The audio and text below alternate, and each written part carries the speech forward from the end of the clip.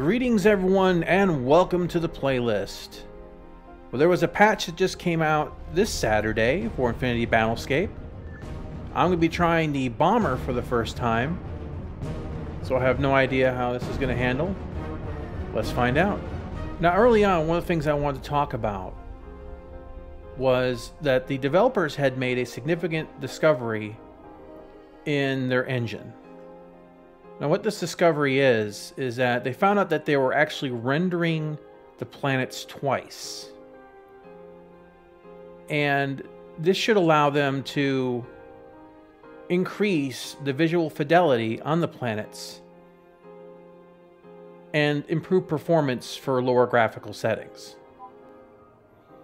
Interesting looking ship.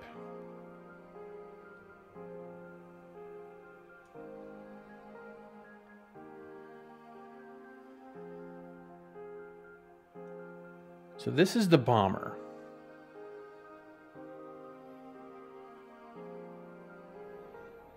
Now, as stated, this is a pre-alpha gameplay video. All the assets are not finished. The gameplay mechanics are not finished, and it is not optimized. But from what I've seen so far, it's a very impressive game with a lot of potential. Now, the developer had posted a video of a battle in this gas giant. So I'm going to head over here and check it out. As you can see, the lighting effects in the cockpit are now enhanced. The shadows are a lot cleaner. And I'm getting about 147 frames per second right now on optimal settings.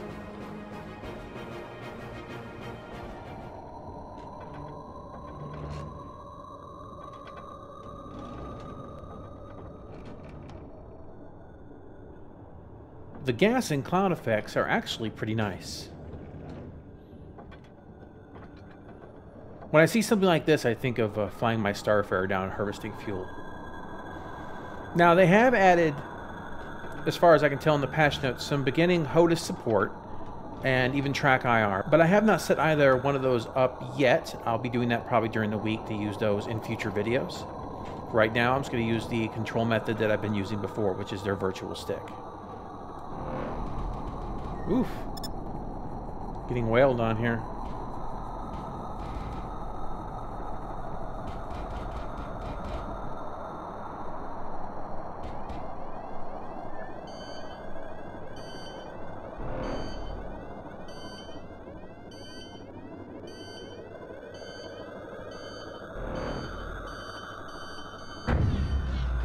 Oh! Not such a good first run with the bomber, but that's okay. This is all about trying new things. Oh, looks like a little space whale down there. Of course, then again, I was engaging fighters, so probably not the strong suit for the bomber. I feel like the visuals have been enhanced since the last time I was in the game. Well, there's something I didn't notice. If you press F4, you have basically a relative mode.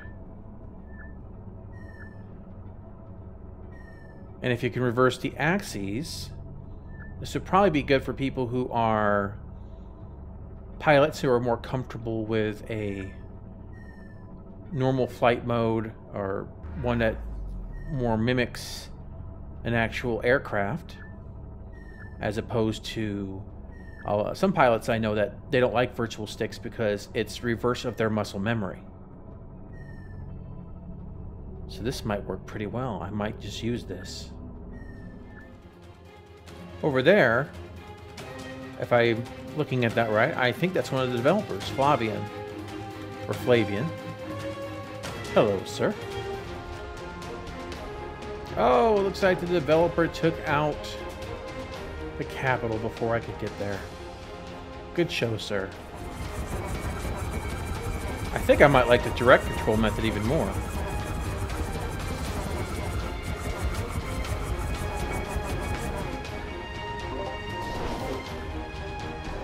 Oof.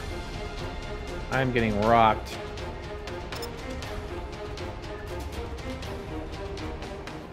I have to admit, it's really refreshing to see a developer out here playing around with this flight model, testing out the features of his game. Whoa. Oh! My teammates just bumped into me here. How rude.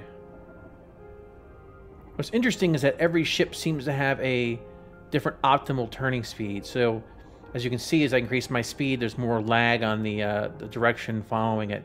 So as I pull it back here, you're going to see that little directional indicator start catching up with my turn.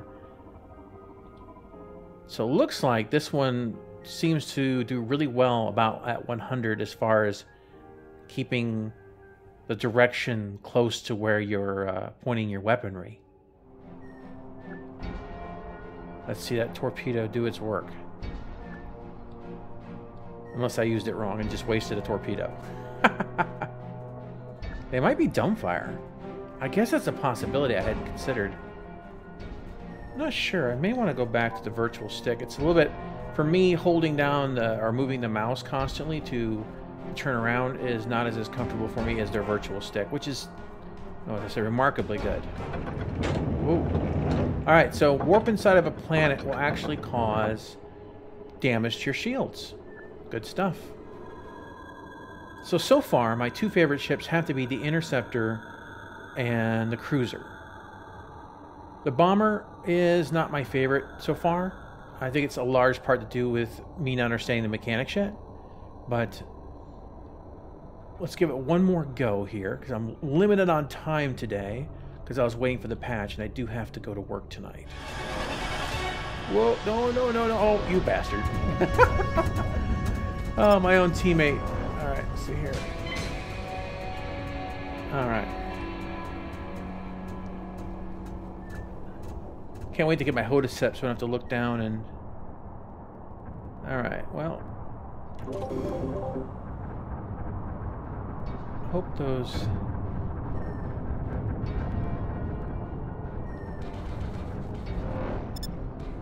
Well, I got him. And I think I got a teammate too, but that was a good payout.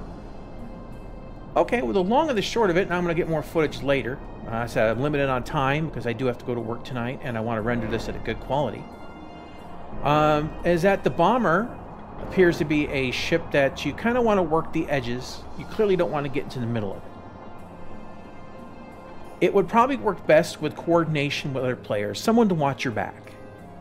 Torpedoes are indeed dumbfire, and that requires you to set up a good attack run, a good attack vector. So it's one of those ships that's going to take, I think, a decent amount of practice to get used to. And frankly, I need to spend the time, since they've introduced it, to get joystick and HOTAS controls in, because no matter how much I play with even a virtual mouse as good as this game presents, I'm not versed in it. It doesn't feel natural in my hands in any way. But that's not the game's fault, by any measure. Just look at these visuals.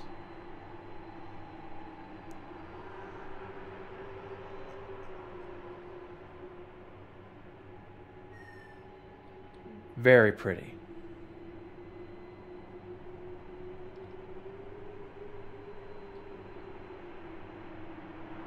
Alright guys, well, I think that's going to be about everything for this week's playlist. I'm going to spend some time and do some additional recording during the week.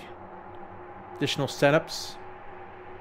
But the game only seems to be getting better. And I look forward to seeing what tweaks they bring along.